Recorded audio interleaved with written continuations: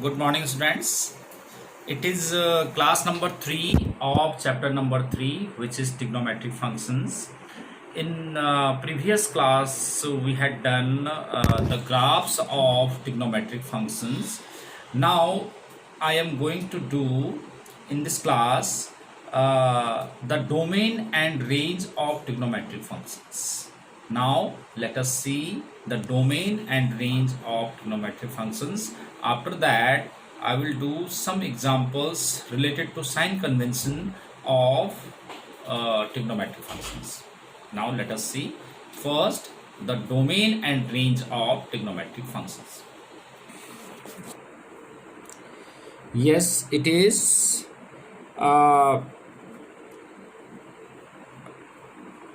First of all, before the domain and range of trigonometric functions, एक बार आप देखिए, हमने ग्राफ किया था लास्ट क्लास में साइन और कॉस फंक्शंस का।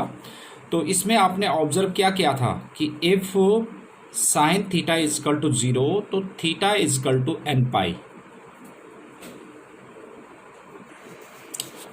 यस, देखिए जैसे इसमें theta is equal to n pi मतलब एन पाई और n belongs to Z, n belongs Z मतलब -1 -2 -3।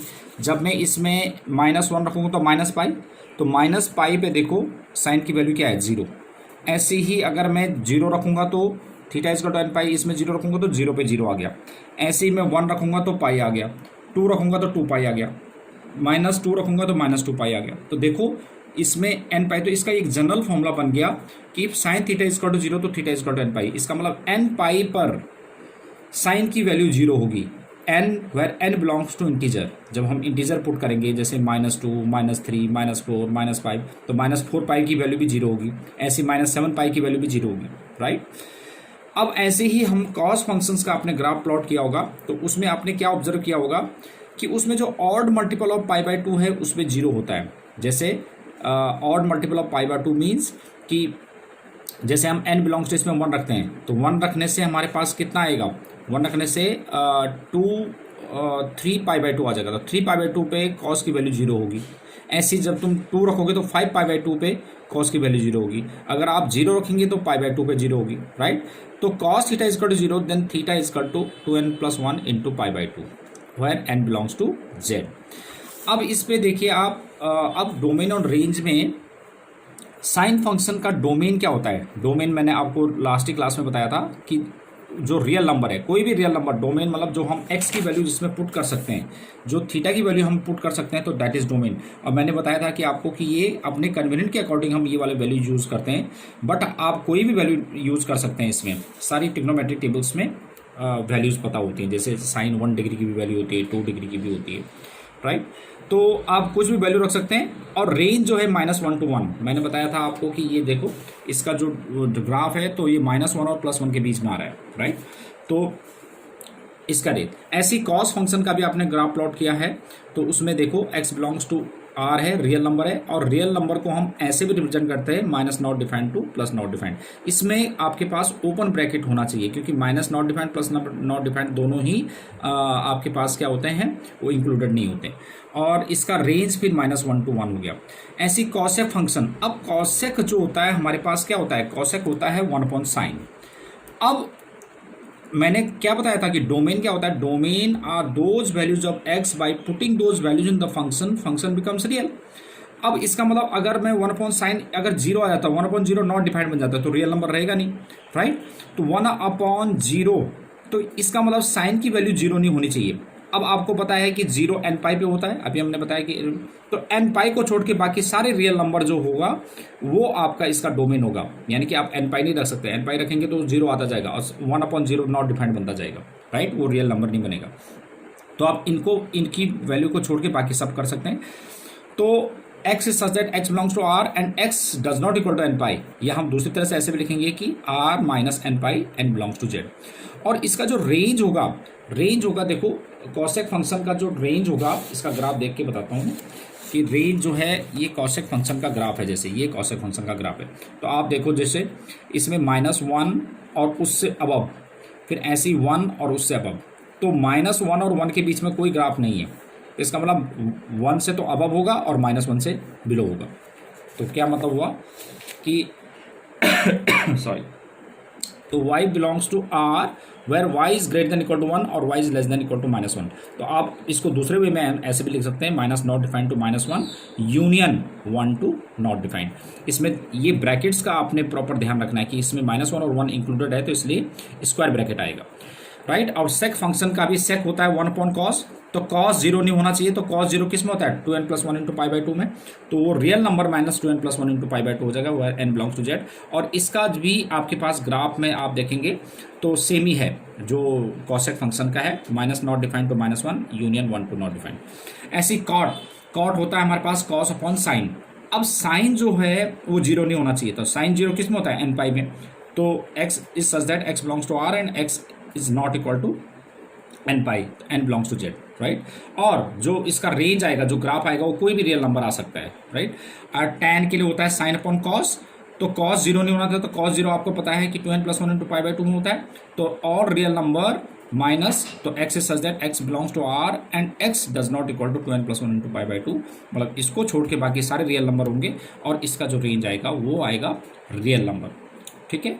तो ये आपके domain and range of trigonometric functions हो गए। Now we have example number 6.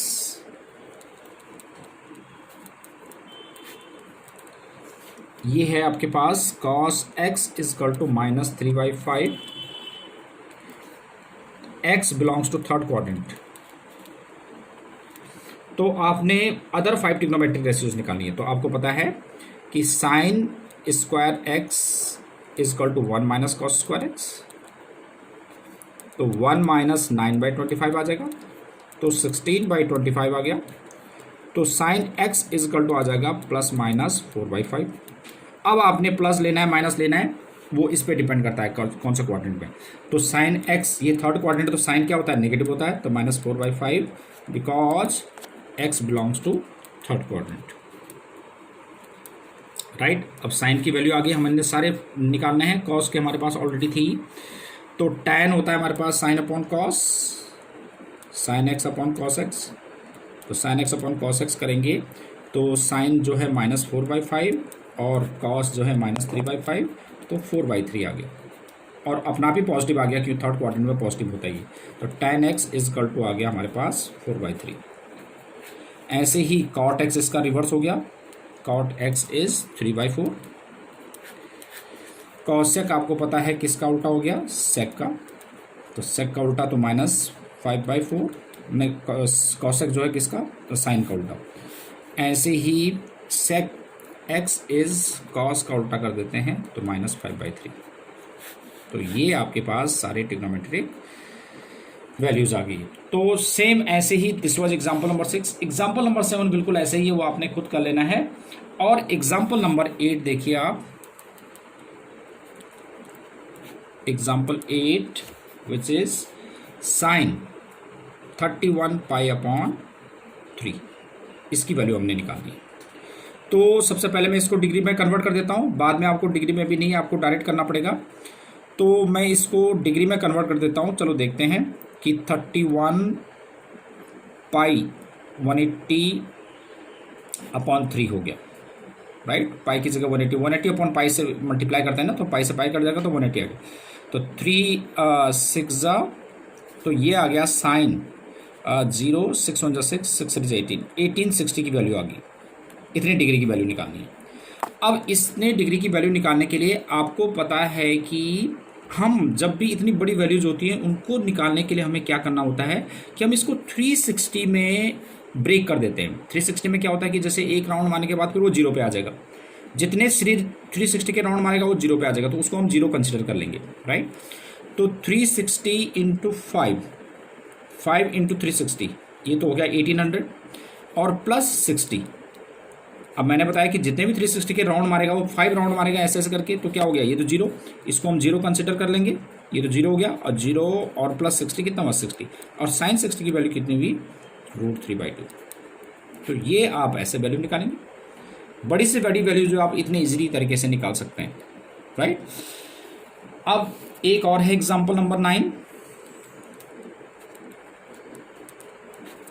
ये है हमारे पास कॉस माइनस 1710 डिग्री की वैल्यू। तो cos minus theta is cos theta, तो कॉस 1710 डिग्री आ गया, राइट। अब आपको पता है 18 इंटू 5, फिर से 360 में ब्रेक करेंगे, तो 360 में ब्रेक करने के लिए कॉस 5 इंटू 360 1800 हो गया, बट ये तो 1710 है तो माइनस 90 कर देते हैं। ये तो फिर हम जीरो कंसिडर कर लेंगे, तो इसको हम जीरो कंसिडर करेंगे तो क्या होगा, देखिए कि कॉस ये हो जाएगा 0 माइनस 90, ये कॉस माइनस 90 आ गया, cos minus theta cos theta होता है, तो कॉस 90 की वैल्यू कितनी होगी, 0। तो this is how we get the values of trigonometric functions, right. तो कोई बड़ी बड़ी वैल्यू भी हो तो हम ऐसे निकाल सकते हैं। Now based on these examples you have to do exercise 3.2, right? So this is homework for you. That's all for today. Thank you.